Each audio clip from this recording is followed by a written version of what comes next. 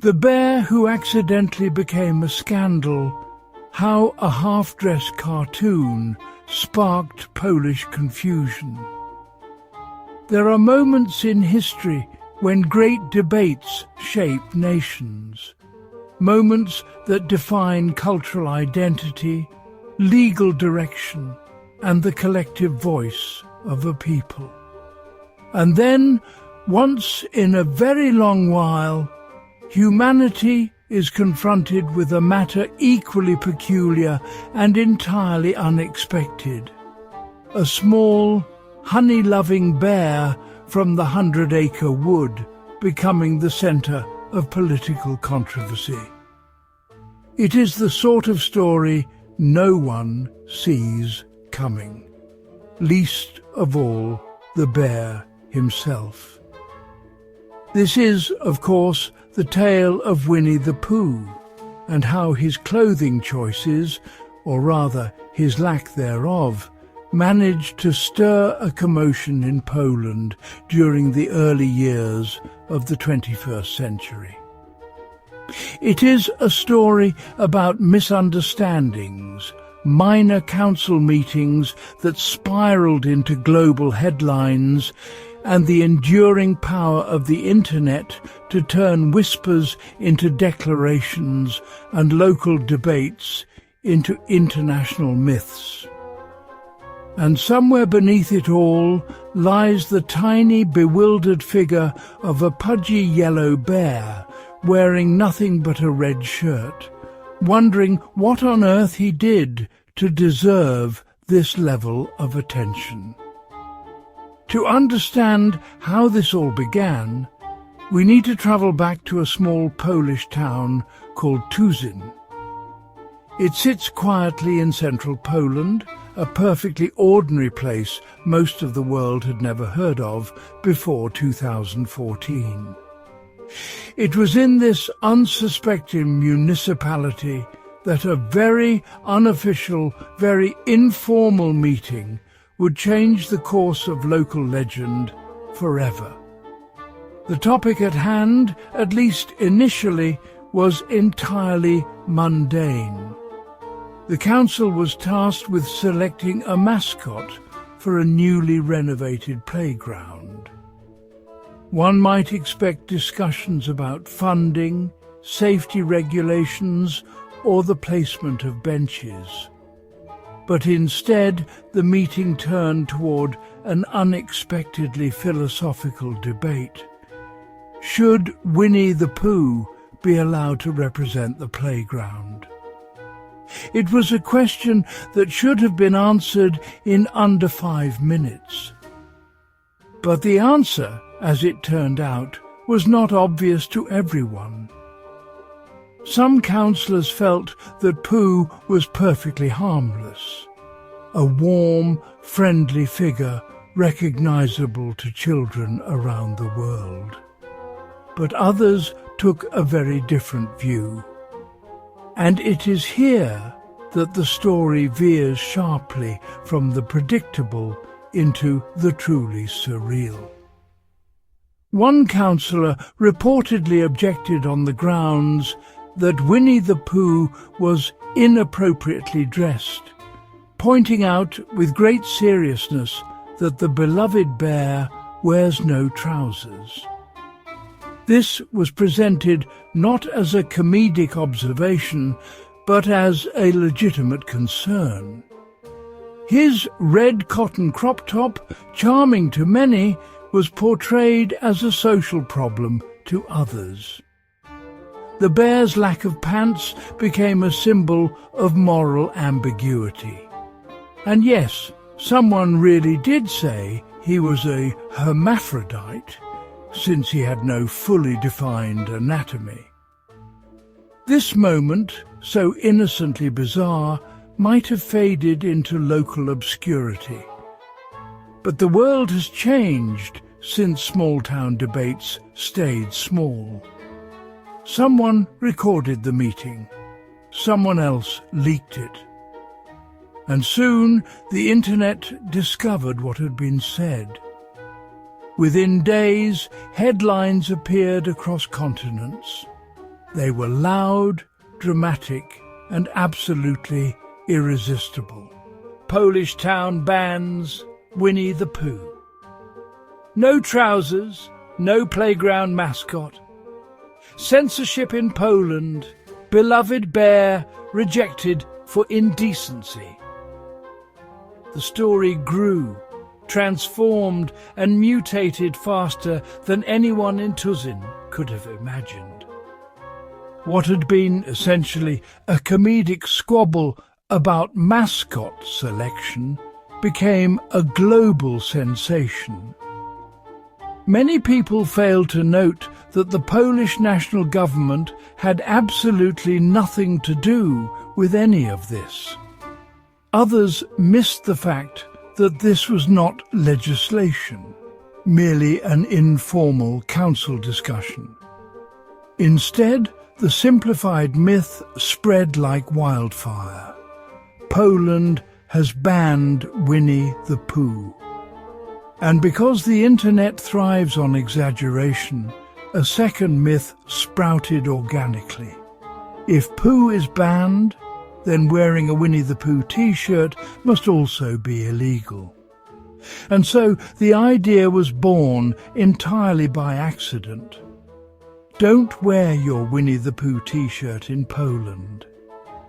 It is remarkable how quickly these myths travel. People love stories that are strange, especially when they involve earnest bureaucrats worrying about fictional bears. And this one had everything: humour, cultural confusion, political oddity, childhood nostalgia, and the irresistible mental image of a police officer issuing a ticket to someone wearing a cartoon bear on their chest. It was the kind of story that required absolutely no effort to enjoy. It made people laugh, shake their heads, and share the tale with friends. Yet beneath the comedy lies a much more interesting truth about how modern rumours form. Poland, like every other country, has cultural debates, local politics, and differing opinions about what influences children. But these discussions rarely become international news. What made this story different was the absurdity of the subject matter and the relatability of the character involved. Winnie the Pooh represents innocence, childhood, simplicity, and gentle humour. The idea that he could be considered morally questionable was inherently funny to millions of people. And so, part one of our story is not only about a fictional bear who became embroiled in a real-life controversy. It is also about how perfectly ordinary human behaviour, local officials trying to make a decision, can snowball in ways no one anticipated. The councillors of Tuzin were not attempting to pass national censorship laws. They were not rewriting Polish culture. They were simply debating a mascot. But because the debate was dramatic, strange, and slightly ridiculous, the world's imagination latched onto it and refused to let go. As for Poland itself, the reaction within the country was mixed. Some laughed at the absurdity of it. Others rolled their eyes at how international media had misinterpreted their local politics. For many Poles, the story was an example of how easily stereotypes about Eastern Europe could be reinforced by lazy reporting. But it also became a source of genuine amusement. The people of Poland have a sharp sense of humour, and they recognised immediately that this was not a scandal, but a comedy. They joked about the town becoming the world headquarters of anti-Pooh sentiment. Merchants made novelty shirts. Memes spread in Polish, English, and several other languages. Meanwhile, in the 100-acre wood, nothing changed.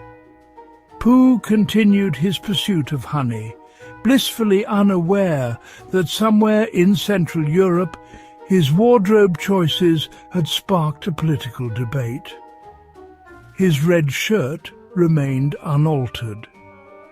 His lower half remained, as always, tastefully unspecified. But while the country did not pass a law banning Pooh T-shirts, the myth stuck around because it captured something bigger: the clash between the whimsical and the bureaucratic. It reminded the world that even officials with serious responsibilities can find themselves discussing cartoon anatomy with great solemnity. It revealed, in a way that only absurd stories can, that humans are often funniest when they are trying to be serious. And so, as we close this first chapter of the tale, we are left with the strange and delightful truth about how a soft-spoken bear became a symbol of misunderstood legislation in a country that never actually outlawed him. It is a story that sets the stage for a deeper dive into cultural misunderstandings, media exaggeration, and the delicate relationship between beloved childhood figures and adult decision-making. It is funny, it is weird, and it is surprisingly meaningful once one digs below the surface. In the next section of our journey, we will explore how this small-town debate grew into a full-blown international myth, how various countries responded to the story, and how Poland found itself at the center of a narrative it never intended to create. But for now, all we need is the image of one confused cartoon bear politely adjusting his little red shirt, unaware that somewhere far away a town council argued passionately about what he should or should not be allowed to wear. If you want to understand how a nation ends up in a cultural standoff with a honey-loving cartoon bear, you have to picture Poland during the early 2000s, a time when European towns and city councils were rediscovering the joy of enforcing public decency rules with the same intensity that some people reserve for competitive chess.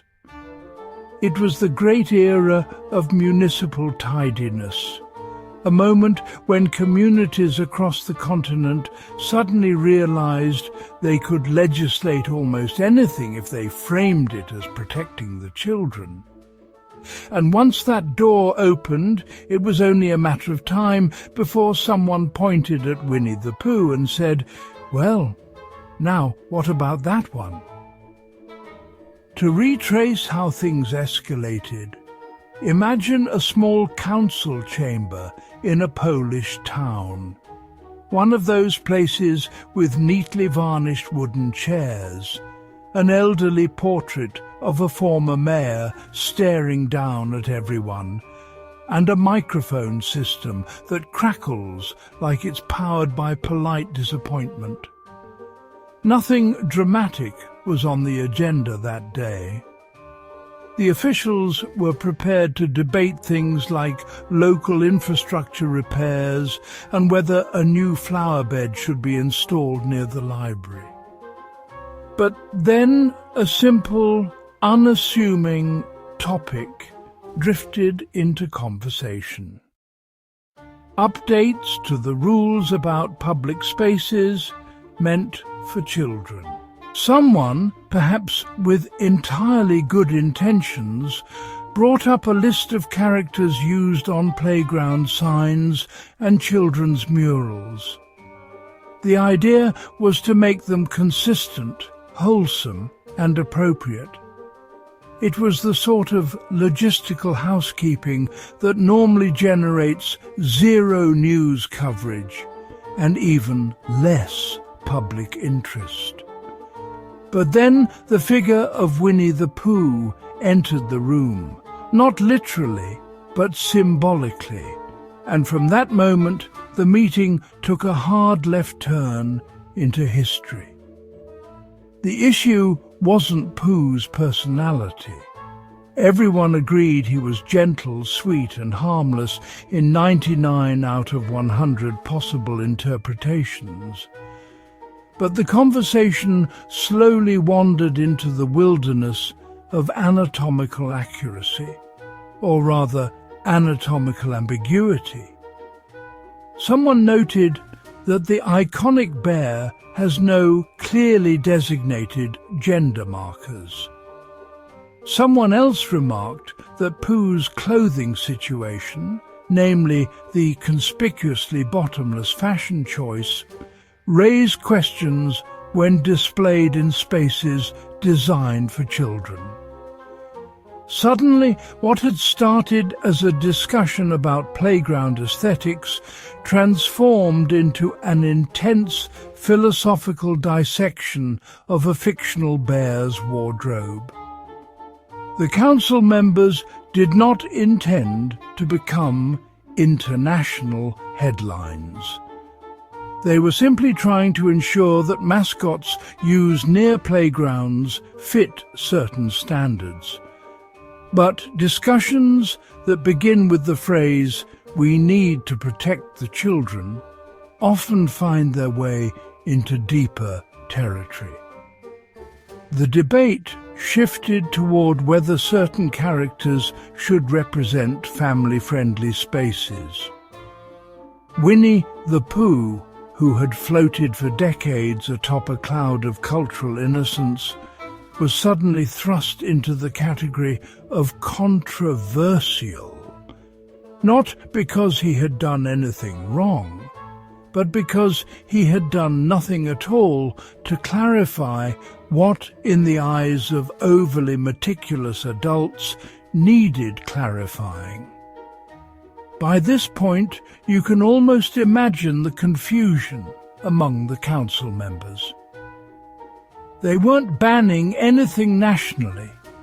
They weren't attempting censorship. They weren't rewriting the Polish constitution to forbid yellow bears with crop tops. They were, in the most technical sense, questioning whether Pooh should appear on signs used in local children's zones. But public perception does not operate on such a fine needlepoint of nuance. Once the words Winnie the Pooh and banned appeared in the same sentence, the rest of the world filled in its own blanks. This is how a mild municipal debate snowballed into an urban legend turned semi-truth, that in Poland you shouldn't wear a Winnie the Pooh T-shirt in certain public spaces. The story gained traction because it had everything a good modern myth needs. It had a cute character, a strange rule, a cultural misunderstanding, and the comedic discomfort of adults taking a cartoon far too seriously.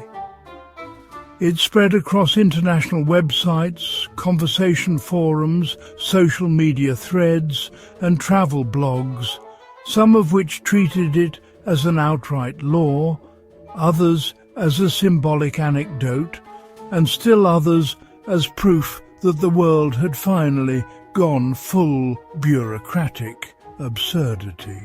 The narrative evolved as it travelled. One version claimed that Polish officials believed Winnie the Pooh was too indecent. Another insisted he was banned because he was gender ambiguous. A third, which is perhaps the most dramatic, suggested that Pooh's lack of pants violated a local code of public attire.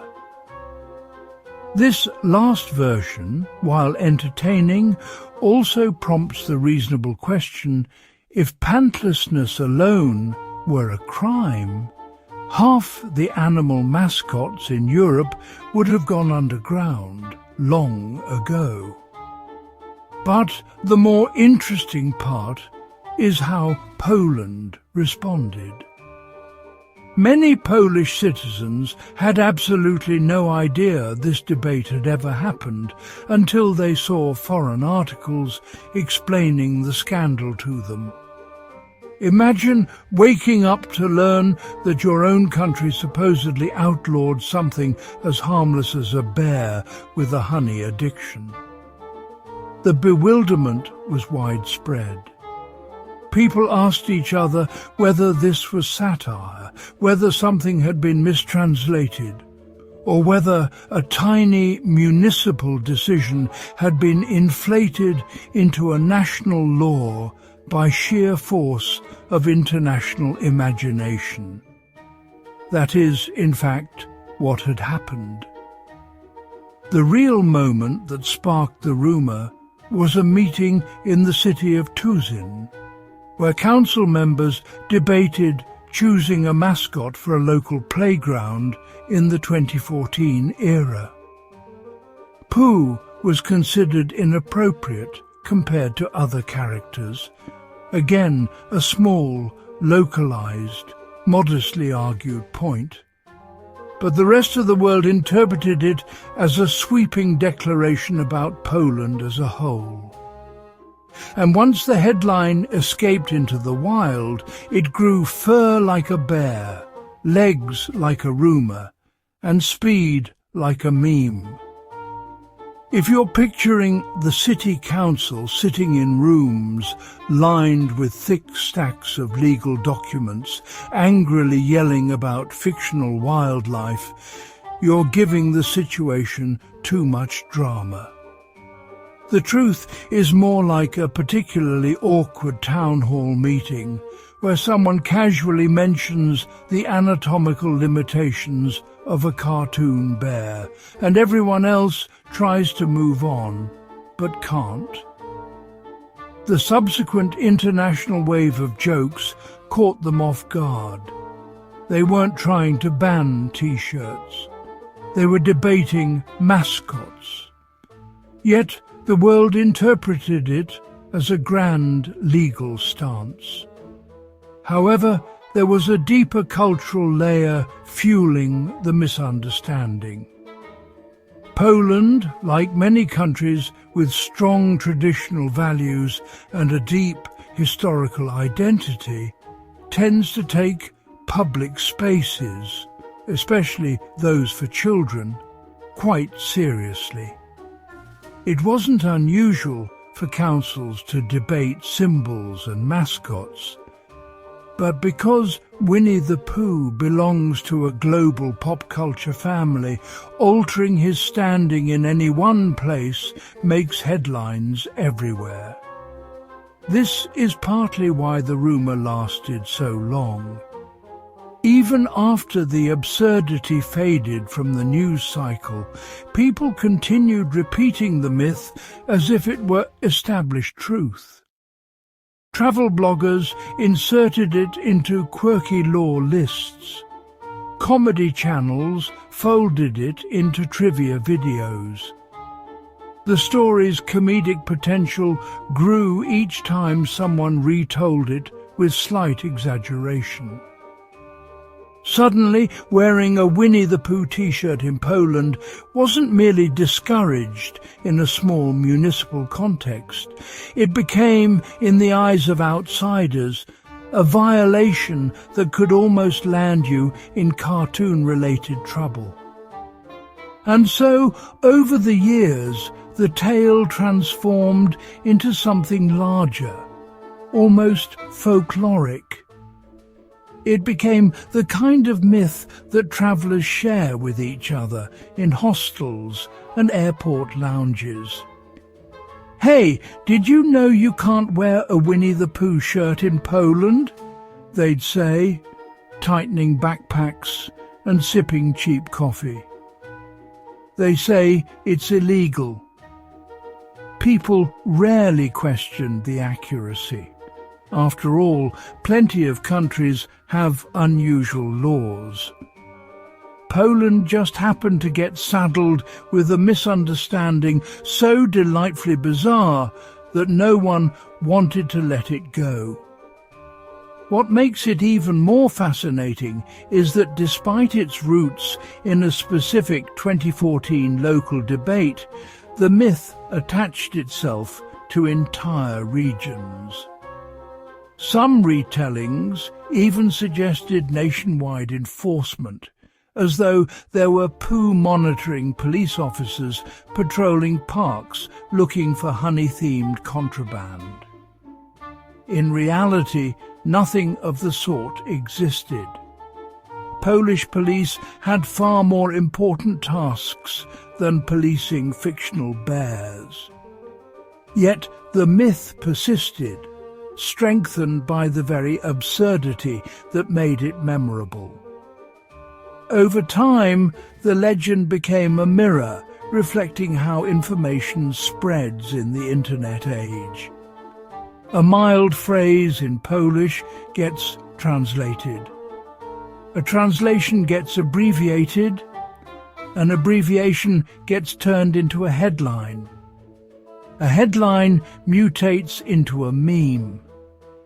A meme becomes fact, especially when it fits neatly into the category of funny cultural quirks. And the more people repeat it, the more true it feels, even when most polls themselves would tell you it never worked like that. But myths, once formed, don't disappear. They linger in a kind of digital afterlife, circulating endlessly through list articles, trivia books, and videos that rank strange rules around the world. Poland didn't ask to become the global ambassador for cartoon bear modesty, but the internet cast the role upon them, and they became associated with it whether they liked it or not. The strange thing is that the confusion made the whole story even more compelling. Because at its core, it touches on universal themes. How culture, humour, knee-jerk concern and international misunderstanding collide to create stories that no single person ever intended. It also reveals how fictional characters can acquire real-world political weight without anyone meaning for them to. Now, imagine a parent in Poland standing in a playground while their child runs around. They're holding a coffee, minding their business, and another parent asks, "So, is that whole Winnie the Pooh thing true?" The local sighs, politely smiles, and says something along the lines of, "Well, not exactly, but the world really, really wants it to be." That's where the story stands today. Not as a law, not as a real ban, but as a legendary misunderstanding that grew into a cultural joke, retold so often that many people don't realize it traces back to one small meeting in one specific town. Yet the tale's longevity shows its charm. People want to believe in it because it combines innocence, comedy, and bureaucratic oddity. And once a story gains that kind of momentum, it becomes part of the modern mythos. And so, long after the original debate faded into local archives, the legend lives on. Travelers still ask about it, bloggers still write about it, and somewhere out there someone is hesitating before packing a Winnie the Pooh T-shirt into their suitcase, unsure whether Polish officials might frown upon it. Little do they know that the real tale is far more human, far more accidental, and far more amusing than any supposed ban could ever be. There is a curious thing that happens once a rumour becomes famous enough. People stop caring whether it's true and instead begin treating it as a cultural souvenir, something you can carry around in conversation like a quirky postcard. That's exactly what happened with the story of Winnie the Pooh supposedly being too controversial for certain parts of Poland. By the time the tale had completed its full lap around the internet, it no longer belonged to the city councillors who first debated the bear's appropriateness.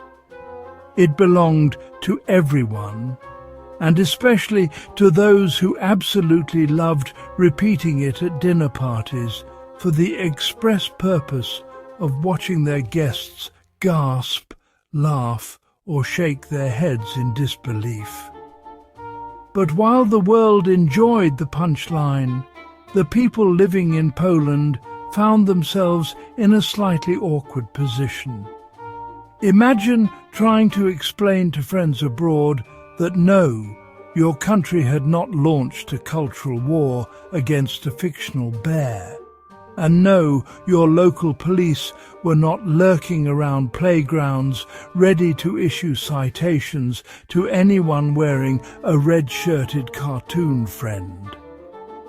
It became a bit like explaining a dream you never had, yet kept being accused of having anyway. The more you denied it, the more someone on the other side of the world insisted that they read it somewhere, which, in the era of the internet, might as well be considered holy scripture. Still, even myths need maintenance, and this one was receiving plenty. Every time someone shared a meme about Polish poo censorship, a new layer of comedy fossilized onto the story. The tale picked up energy not because of its truth, but because of its greatness as a conversation starter. People adore a ridiculous rule, especially one involving a beloved piece of childhood nostalgia. And Winnie the Pooh is as nostalgic as it gets. That gentle, honey-loving bear who spends most of his time in a forest asking existential questions could not have predicted he would one day become the centre of a global misunderstanding. The more the myth circulated, the more people tried to trace its origins. Some dug into translations of the original meeting in the town of Tusin, where the mascot debate had taken place. They expected scandalous transcripts, dramatic speeches, fierce denunciations of inappropriate cartoon content. What they found instead were mildly awkward remarks about children's spaces, character suitability, and a bear who, for reasons still unclear, ended up being discussed as though he had personally shown up wearing unorthodox attire. This only made the story funnier because nothing fuels comedy like unintentional seriousness. A handful of officials simply didn't think Pooh was the right mascot for a specific playground. And suddenly the entire world decided Poland had banned the bear outright. You can imagine the confusion when journalists first called local officials asking them to comment on the ban. Some were baffled, others were amused. A few perhaps were a tiny bit annoyed that their 5-minute discussion had been blown entirely out of proportion. But the best part was that once the story went viral, the clarification couldn't catch up. No matter how many times someone explained it wasn't a law, it was a mascot discussion, people preferred the more entertaining version. The myth had become the preferred reality. And in an odd way, the myth started to say something about modern culture. It revealed the speed at which a misunderstanding can become a universal truth. It showed how humour plays a role in shaping public perception. And it highlighted something even more profound. People love stories where bureaucracy meets absurdity. There's something satisfying about imagining a formal council meeting being derailed by an animated debate over whether a cartoon bear is sufficiently clothed. Even if the real event was far less dramatic, the exaggerated version scratches a universal human itch. The desire to believe that somewhere out there officials are arguing passionately about things that don't matter, so that the rest of us don't have to.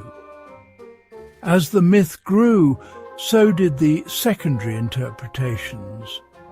Some claimed that the bear was controversial due to philosophical ambiguity. Others argued that Pooh's lack of pants challenged traditional values. A few joked that perhaps the problem wasn't the bear's clothes at all, but his reckless consumption of honey, which could allegedly set a bad example for children prone to sugar. There were jokes about Pooh being banned for not having a last name, for not having a clear job, even for his troubling habit of getting stuck in doorways.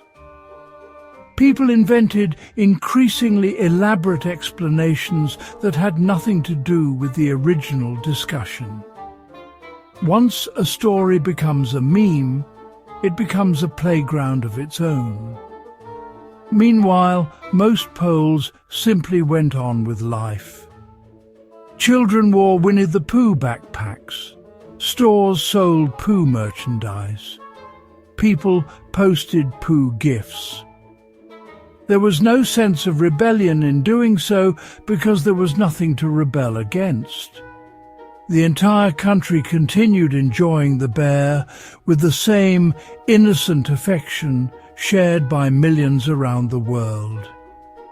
It is difficult to feel threatened by a character whose greatest ambition is to find honey, and whose worst offence is thinking too slowly. If anything, the myth reinforced Poland's fondness for him, because defending Pooh against nonsense became a kind of national inside joke. However, the funniest twist came when tourists began asking questions. Some arrived nervously, unsure if they should remove Pooh-themed items from their luggage. Others tiptoed through playgrounds, half expecting signs warning them about cartoon bears. In one widely shared anecdote online, a traveller quietly asked a Polish shopkeeper whether Winnie the Pooh products were allowed. The shopkeeper reportedly laughed so hard he nearly dropped the merchandise he was stocking on the shelf. And yet, despite all clarification and humour, the myth remains difficult to kill. It continues circulating through lists of strange international laws, nestled comfortably between exaggerated tales about other countries. It appears on trivia websites, in top 10 videos, and even in classrooms where teachers share it as a quirky anecdote about misunderstanding between cultures. Many tellers acknowledge that the story isn't fully accurate, but they cling to the spirit of it anyway. After all, the idea of a municipal debate spiralling into global absurdity is simply too entertaining to abandon. The endurance of the myth raises an interesting question. Why do stories like this last? The answer lies partly in the character of Winnie the Pooh himself. He is beloved, easy to visualize, and instantly recognizable. Associating him with a bizarre rule creates a low-stakes shock factor that audiences adore. Furthermore, the story flatters the audience's sense of humor. It allows people to feel cosmopolitan and amused at the same time, as though they've stumbled onto an insider's secret about international quirks. Poland, for its part, grew increasingly self-aware about the whole ordeal. Journalists wrote light-hearted commentary. Locals cracked jokes online. It became common in some circles to reference the rumour whenever a new piece of civic news seemed overly serious. The Pooh incident became shorthand for when things get blown out of proportion. And in this way, the myth found a second life. Not as a cautionary tale about censorship, but as a humorous reminder of how easily things spiral when the world is watching. Still, beneath all the comedy, there's a lesson about how cultural communication works. A tiny spark of discussion once filtered through translation, humour, and the viral appetite of the internet can ignite into a flame larger than anyone intended. The Pooh story became part of Poland's unofficial folklore, living alongside urban legends that survive not because they are true, but because they are irresistible. It also became a study in how identity is interpreted externally. Much of the world briefly saw Poland through the funny, fuzzy lens of a honey-coloured bear. But inside Poland, the story barely scratched the surface of daily life. People simply went about their routines, occasionally chuckling at the idea that they now had a reputation for regulating cartoon bears. No one expected that one small moment in a single meeting would echo for years, turning into a thought that pops into people's heads when they pack for trips or browse trivia sites. The irony, of course, is that Poland never intended to become part of the global conversation in this way. Countries like to be known for their cuisine, their landscapes, their music, their history. Poland accomplishes all of that beautifully. But the internet, unpredictable as ever, decided that it would also forever be tied to a story about Winnie the Pooh's pants, or lack thereof. And while this may not be the most accurate representation of the country, it certainly is one of the most memorable. Today, as tourists wander through Polish cities, they can see the real culture. Vibrant markets, centuries-old buildings, beautifully preserved traditions, and a sense of humour strong enough to withstand even the strangest misconceptions. If there's one country capable of shrugging off a rumour about a fictional bear. It's Poland, which has lived through more serious chapters of history than most. In fact, that contrast makes the Pooh myth even funnier. How could a nation so resilient be shaken by a cartoon bear? The answer is simple. It wasn't. The rest of the world just thought it was. In this way, the story sits at the crossroads between comedy and anthropology. It reflects both how humans misunderstand each other and how we collectively embrace the charmingly absurd. Whether the myth is retold as a joke, a curiosity, or an exaggerated fact, it has become part of global storytelling. And as long as Pooh remains a symbol of warmth and innocence, his association with this Polish misunderstanding will continue drifting across borders like a gentle breeze, carrying the faint smell of honey. And so the tale rolls on, unhurried and persistent, much like Pooh himself. A soft-spoken, accidental legend born not from scandal, but from a meeting that spiraled into comedy once the world got its hands on it. A simple misunderstanding transformed into a cultural phenomenon that, to this day, remains one of the most delightfully peculiar stories ever to stumble out of a City Hall discussion. There is a special kind of amusement that arises when reality and myth begin dancing together, each taking turns leading, neither quite willing to let go of the other. By the time the world had fully embraced the idea that Winnie the Pooh might somehow be too controversial for parts of Poland, the legend had reached a point where even Polish citizens occasionally had to pause and think, all right, how did this even happen to us? Not because they believed the rumour, but because the rumour had grown so globally famous that it felt like a bizarre badge of honour, one that no one asked for, but everyone quietly enjoyed the absurdity of. As the years went on, the story took on a curious afterlife. It didn't fade and it didn't intensify. It simply settled into that cosy cultural corner where myths go when they become too charming to debunk.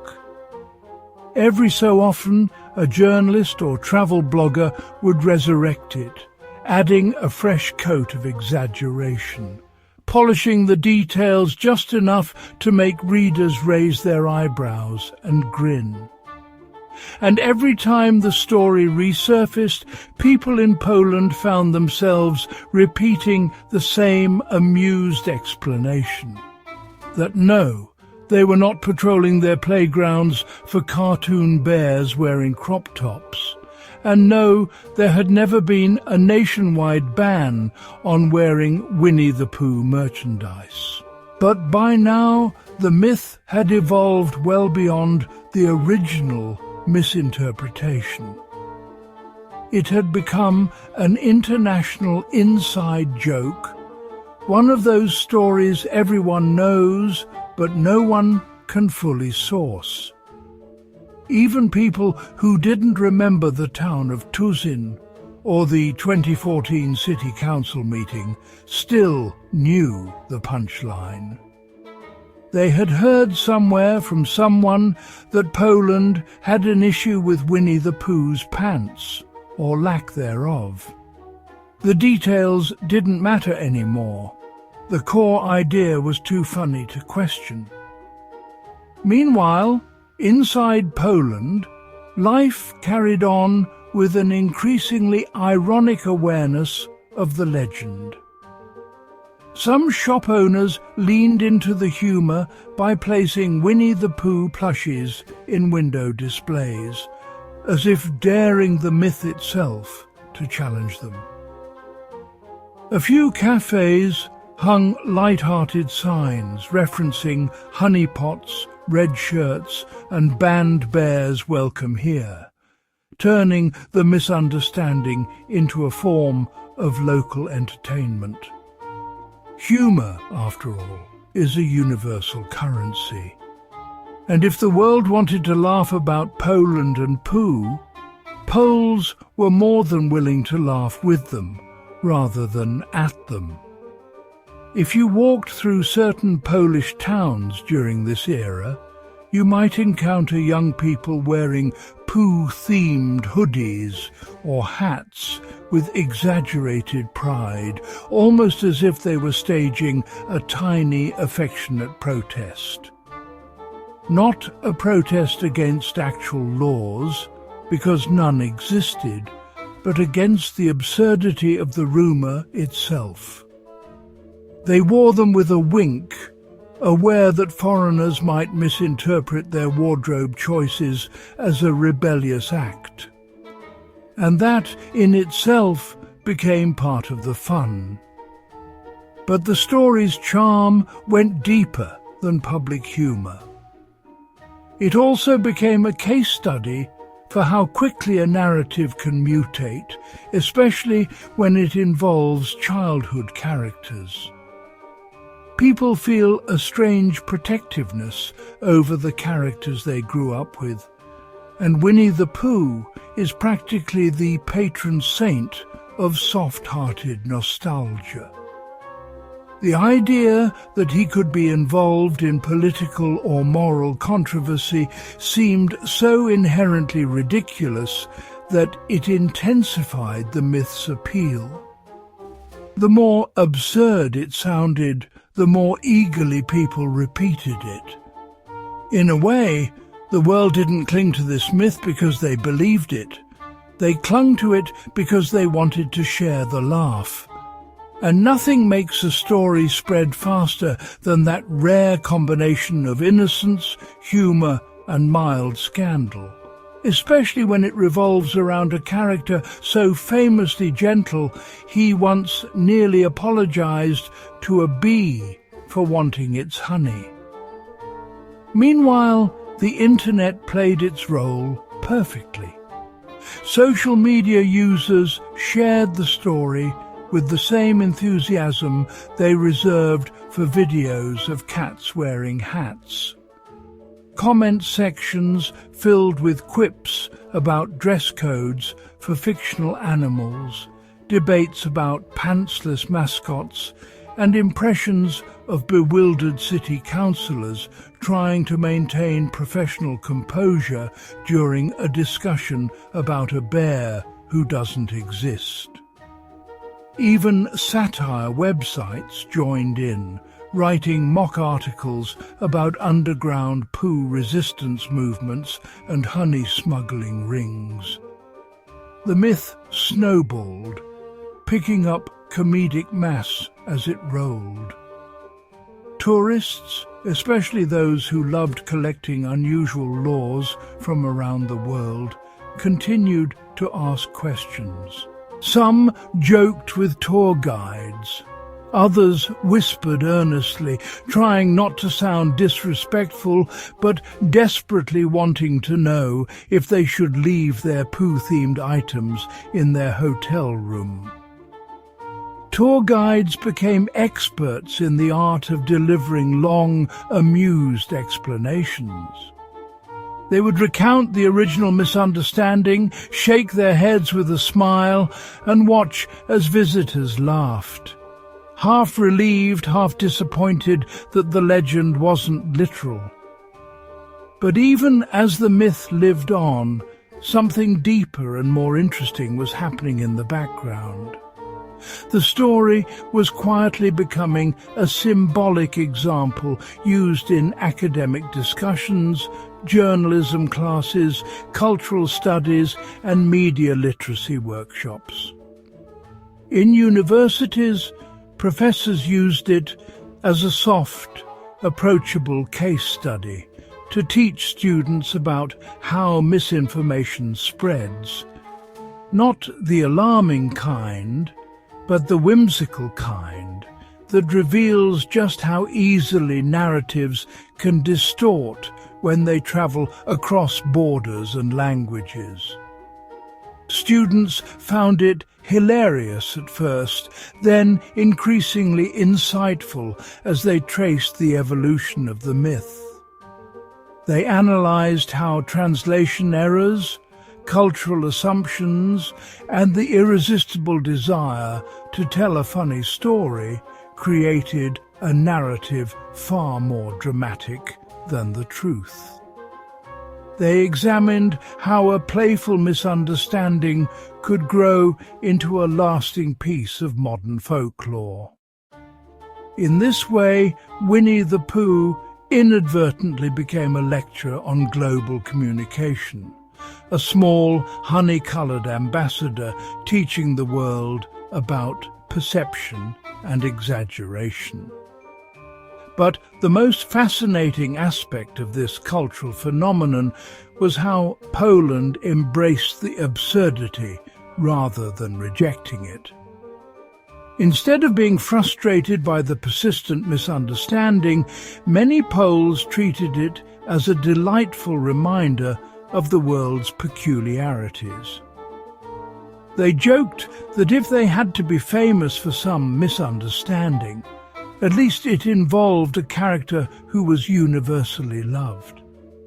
After all, being associated with Winnie the Pooh is hardly the worst reputation to inherit. As internet culture matured, the myth adapted too. It became one of those legacy pieces of folklore that gains recurring relevance, resurfacing every few years when someone makes a TikTok video about strange international rules, or a journalist writes a nostalgic piece about outdated myths. People shared it not as a factual warning, but as a cultural artifact. An example of how delightful misunderstandings can become immortal. Interestingly, the younger generation in Poland, who grew up hearing about the myth second-hand, didn't treat it as something embarrassing. They treated it as a story that made their country more interesting to outsiders. It gave them a humorous anecdote to share when meeting people abroad, a gentle icebreaker that bridged cultural gaps with laughter. If anything, the myth fostered a sense of global connection, because everyone, everywhere, understood the comedic universality of adults overthinking a cartoon bear. And as time went on, the story gained a softness, a warm honey glow of nostalgia. It became less about the misunderstanding itself and more about the joy it brought. People remembered where they were when they first heard it.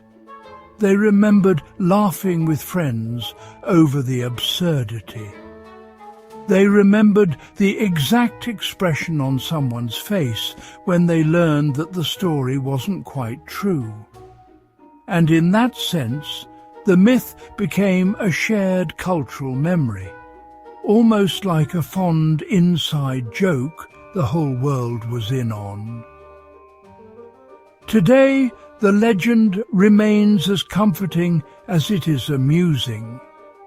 It exists in that perfect sweet spot where the humour is gentle, the stakes are non-existent, and no one is hurt by the misunderstanding. It's a story that reminds the world that sometimes the smallest misinterpretations produce the biggest smiles. It shows that culture is not just shaped by wars, politics and major events, but by the funny little misunderstandings that take on a life of their own. And so the myth continues wandering through global conversation as calmly and slowly as Pooh himself wandering through the 100-acre wood, thinking about honey and humming little tunes. It lives not because it is true, but because it is charming. It spreads not because people are confused, but because they are delighted. It endures because in an increasingly complicated world, it's refreshing to laugh at something so wonderfully harmless. When you look at it that way, the entire story becomes a testament to human nature. We like to laugh. We like to share quirky trivia. We like to exaggerate just enough to make things funnier. And we love an innocent character who accidentally becomes the centre of an international rumour. Perhaps that is why this legend, more than almost any other modern myth, stays alive. It doesn't embarrass Poland. It doesn't humiliate anyone. It doesn't shame the character. It simply makes the world smile. And maybe, in its own roundabout way, that's something Winnie the Pooh himself would appreciate. After all, he always believed in the gentle power of kindness, laughter, and a good story. When we reach the end of a story like the curious case of Poland's unwritten but widely accepted Winnie the Pooh restriction, we find ourselves standing at the intersection of culture, symbolism, public decorum, and the unpredictable afterlife of modern icons.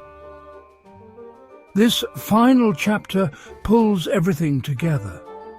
How a honey-loving yellow bear ended up in the middle of civic debates.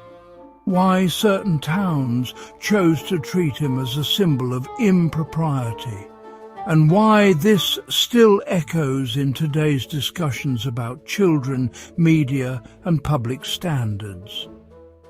It is a story that begins with genuine concerns about what children should see, evolves into an international meme, and ends as a fascinating case study in how societies police the boundaries of innocence. The modern legacy of the Pooh controversy is not about courts issuing fines or police patrolling parks.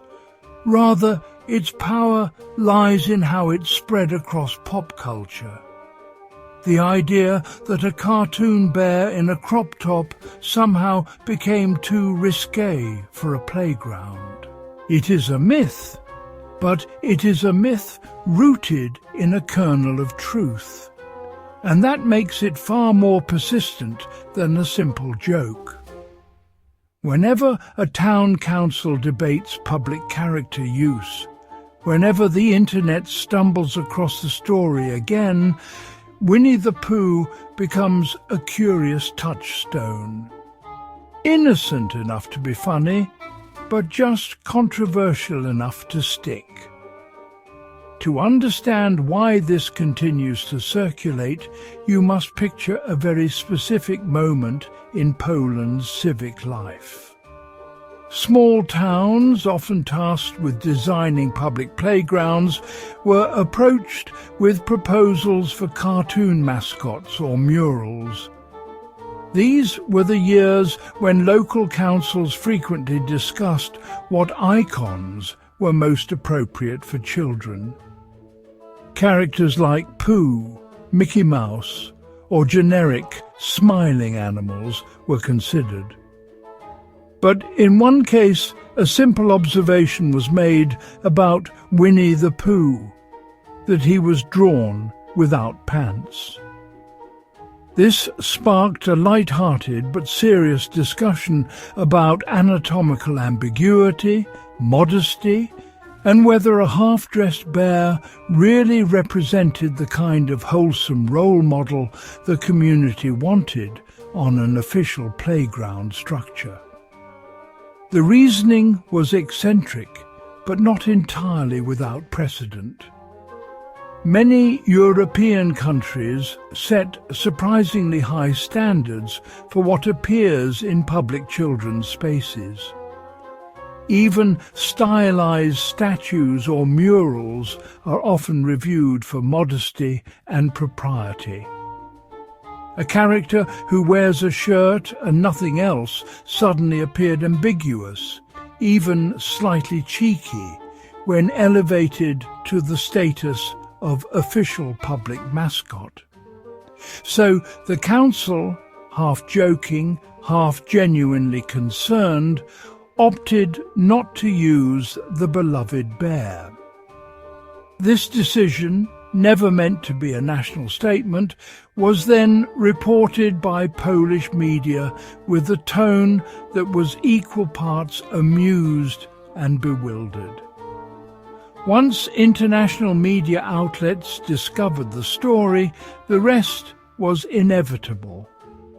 Headlines appeared claiming that Poland had banned Winnie the Pooh, or that it was illegal to wear a Pooh shirt. The public imagination quickly exaggerated a modest local decision into a sweeping national policy. The narrative blossomed. A nation supposedly scandalized by a cheerful bear. This was, of course, untrue. No national law ever prohibited the bear, his cropped red shirt, or any related merchandise. But the story had legs. It was quirky. It was absurd. It was the kind of tale that could only exist in the internet age.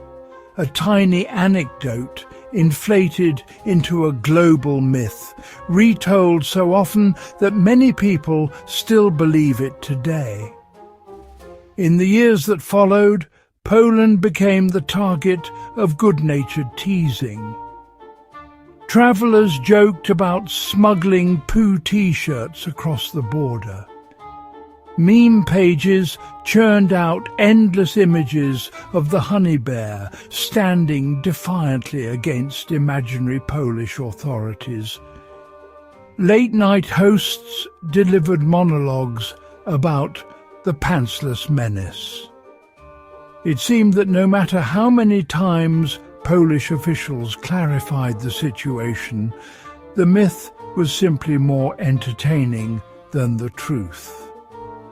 And as with many persistent legends, the truth became secondary to the delight people found in retelling the story.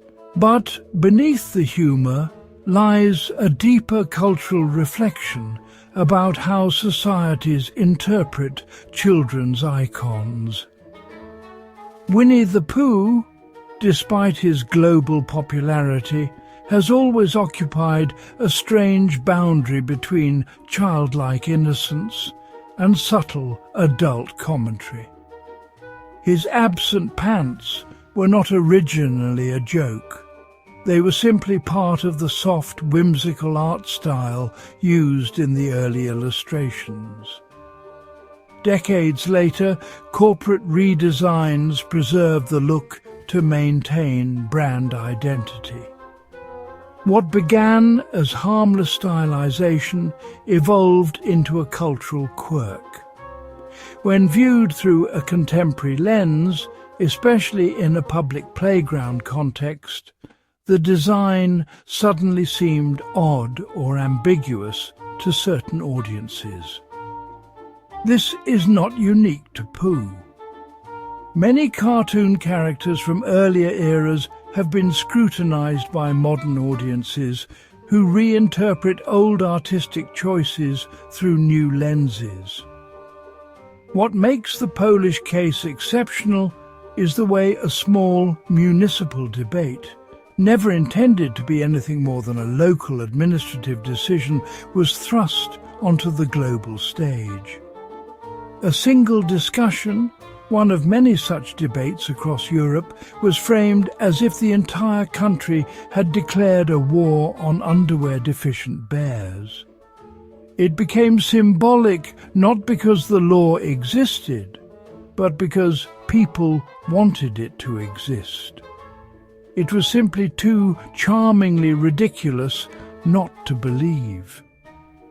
This story also reveals something broader about how legal myths function. The world is full of misunderstood, exaggerated or misreported strange laws. Some originate from very real statutes that were simply outdated. Others come from isolated local ordinances that the public assumes are national. And some are simply invented by newspapers looking for a quirky headline. In this case, the truth falls somewhere in the middle. Not a law, not a ban, but definitely a real civic conversation that took place, and one that shaped a lasting cultural legend. Over the years, Poland has leaned into the humour of the situation. Festivals occasionally reference the Pooh debate in good fun. Bloggers, Polish and foreign alike, still resurrect the story every few months. Teachers use it as an example when discussing media literacy. And locals, especially in the town where the original debate took place, sometimes joke about having become unofficial guardians of public decency against animated nudists. The endurance of the Pooh myth also speaks to the power of modern folklore. In the 21st century, folklore spreads not through oral tradition, but through viral articles, shared posts, and online commentary. And a story gains popularity not because it is accurate, but because it is amusing. It becomes a digital legend, repeated across years and platforms until it feels like part of cultural memory. In this environment, Winnie the Pooh in Poland has taken on a life of his own, becoming a symbol of the strange, delightful ways in which local governance and global humour collide. Looking at the present day, the reality is simple. Nobody in Poland is enforcing any rules about Winnie the Pooh T-shirts. Tourists wear them freely at historical sites. Children bring Pooh backpacks to school. Merchandise is sold openly. If anything, the myth has increased the bear's popularity. Shops have reported that after each viral resurgence of the story, Pooh-themed items enjoy temporary boosts in sales because people want to break the imaginary rule. Still, the original concerns that sparked the local debate have not entirely disappeared. Questions about how characters should be used in public spaces remain active across Europe. Town councils continue to deliberate on which designs are appropriate for children's areas. Modesty, representation, symbolism and branding all come up in discussions. It is not that Winnie the Pooh is unwelcome. Rather, municipalities have become more conscious about selecting imagery that leaves no room for misinterpretation. And while Pooh's partial outfit might be considered charmingly nonsensical by most, others still view it as strange when rendered into a large statue or public mural. Yet perhaps the most fascinating part of the story is how it ends today, with a public that largely understands the myth, laughs about it, and keeps retelling it anyway. Even though the Polish playground decision has long since receded into local memory, the world continues to revive the tale. It has become a small comedic gem in the vast landscape of global trivia. And in a way, that may be the most fitting legacy for Winnie the Pooh, a character who has always thrived on gentle humour, subtle lessons, and the enduring charm of innocence. In closing, the myth of the Polish Pooh ban teaches a lesson about perception and storytelling. A simple municipal choice became an international sensation because it touched on universal themes: modesty, childhood, the quirks of bureaucracy, and the absurdity of over-interpreting art. It reveals how fragile the boundary is between truth and legend, and how eagerly people embrace stories that seem too strange to be real, but too delightful to ignore.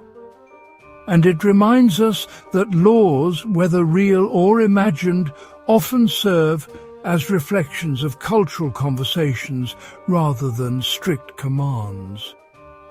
The story persists not because anyone was ever punished for wearing a T-shirt, but because it captures a slice of human nature, our love of exaggeration, our fondness for innocent characters, and our willingness to laugh at the oddities that emerge when tradition meets modernity. Poland never outlawed Winnie the Pooh, but the world embraced the idea anyway, not as fact, but as a shared joke, one kept alive by curiosity, amusement, and the enduring power of a bear who just wanted some honey. As we leave this tale behind, we do so with a smile, knowing that it stands as one of the most charming examples of how a tiny moment of civic prudence can become a global legend.